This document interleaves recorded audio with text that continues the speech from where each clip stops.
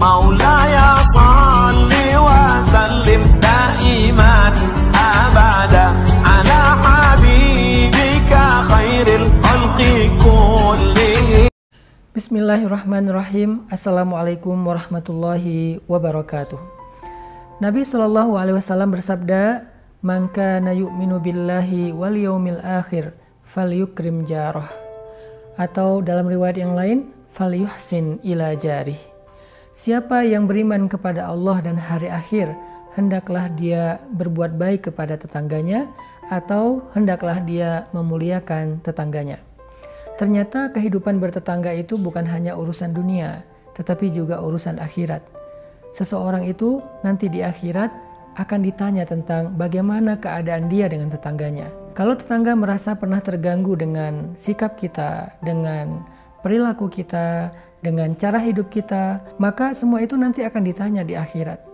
Itu akan kita pertanggungjawabkan, dan bisa jadi itu akan mengurangi amal-amal soleh kita.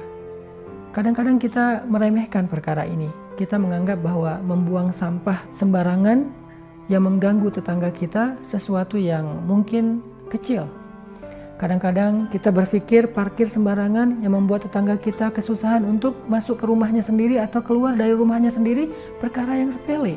Kadang-kadang kita berpikir menutup jalan karena ada hajatan tanpa meminta kerelaan, keridhaan tetangga itu perkara yang biasa-biasa saja. Kita meremehkan hal ini, padahal Nabi sampai membawa-bawa iman dalam urusan bertetangga. Siapa yang beriman kepada Allah? Artinya, tidaklah beriman orang kepada Allah kalau dia menyakiti tetangganya. Su'ul jar. Tidak disebut orang yang beriman kalau dia menyakiti perasaan tetangganya. Kalau dia membuat tetangganya merasa sedih. Kalau dia membuat tetangganya merasa terganggu. Apalagi jika itu sudah menjadi tabiatnya dan terkenal di antara semua tetangga-tetangga di depan rumah, di belakang, kanan, kiri, bahkan mungkin satu desa. Tidak beriman kepada Allah orang yang seperti ini. Su'ul jar. Kalau Nabi membawa perkara iman dalam sesuatu, berarti perkara itu adalah sesuatu yang besar. Kehidupan bertetangga, kata Nabi, ada hubungannya dengan iman. Iman kepada Allah dan iman kepada hari akhir. Itu artinya Allah nggak suka tetangga yang buruk perangainya kepada tetangganya. Bahkan kita juga pernah mendengar sebuah hadis yang mengatakan kita tidak akan masuk surga kalau kita bisa makan kenyang lalu tidur lelap, sementara kita biarkan tetangga kita tidak bisa tidur karena kelaparan. Ini menjadi tanggung jawab kita. Kalau kita tinggal di sebuah komplek yang mungkin semua tetangga kita adalah orang yang mampu, mungkin bukan hadis ini yang dipakai, tetapi hadis anjuran untuk menjaga tangan, lisan kita dari mengganggu tetangga. Kadang kita nggak sadar kalau di lingkungan tempat tinggal kita itu ada satu keluarga di antara sekian banyak tetangga kita yang kurang mampu. Yang mungkin pernah dalam satu malam anaknya tidak bisa tidur karena sakit dan tidak mampu membeli obat atau membawa anak itu ke dokter. Maka seluruh tetangga yang ada di kawasan itu akan ditanya oleh Allah. Apakah kamu tahu ada tetanggamu yang kesakitan? Tidak tahu ya Allah, maka itu menjadi dosa bagi dia. Kalau kita katakan tahu ya Allah, lalu kenapa kamu tidak membantu? Saya pikir itu bukan urusan saya, ini bukan akhlak orang yang beriman. Orang yang beriman itu menganggap seluruh orang-orang yang ada di sekitarnya itu saudaranya, sehingga dia memperlakukan mereka seperti dia ingin diperlakukan dengan cara baik. Salah satu di antara ciri tetangga yang buruk dan Allah tidak suka kepada mereka adalah tetangga yang suka membicarakan aib tetangganya, suka membicarakan masalah tetangganya. Kadang-kadang kita nggak sengaja mendengar tetangga ribut dengan pasangannya, dengan keluarganya, lalu keributan itu kita bicarakan.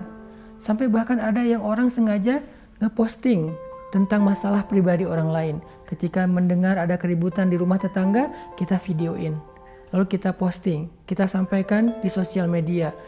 Walaupun kita hanya sekedar bercanda, walaupun kita anggap ini sesuatu yang nggak serius, tetapi di sisi Allah ini perkara serius karena menyangkut dengan aib dan kehormatan seseorang.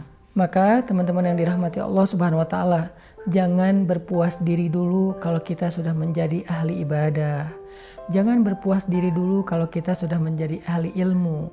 Coba periksa setelah kita memeriksa keluarga kita, sekarang coba periksa rumah-rumah yang ada di sekitar tempat tinggal kita. Coba periksa orang-orang yang ada di sekeliling kita. Coba periksa tetangga kita.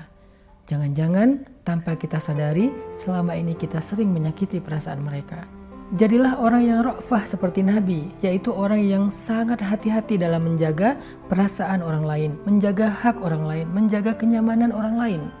Hati-hati, ra'fah ketika kita parkir mobil, ra'fah ketika kita membuang sampah, ra'fah ketika kita punya tanaman yang merambat yang mungkin bisa mengganggu pekarangan tetangga kita, ra'fah ketika kita membicarakan tetangga kita, ra'fah ketika kita renovasi rumah kita.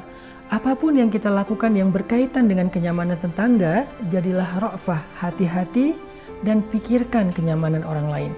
Dengan begitu, barulah kita bisa tenang bahwa kita tidak termasuk tetangga yang buruk di mana Allah Subhanahu wa Ta'ala tidak suka kepada mereka. Mudah-mudahan Ramadan ini menjadi momentum bagi kita untuk memperbaiki kehidupan kita dengan tetangga. Beri mereka hadiah, sapa mereka kalau kita lagi keluar rumah. Usahakan jangan sampai kita mengganggu privasi dan kenyamanan mereka. Siapa yang menjaga kenyamanan saudaranya di dunia, maka Allah jaga kenyamanan dia di dunia dan di akhirat insya Allah. Barakallahu fikum.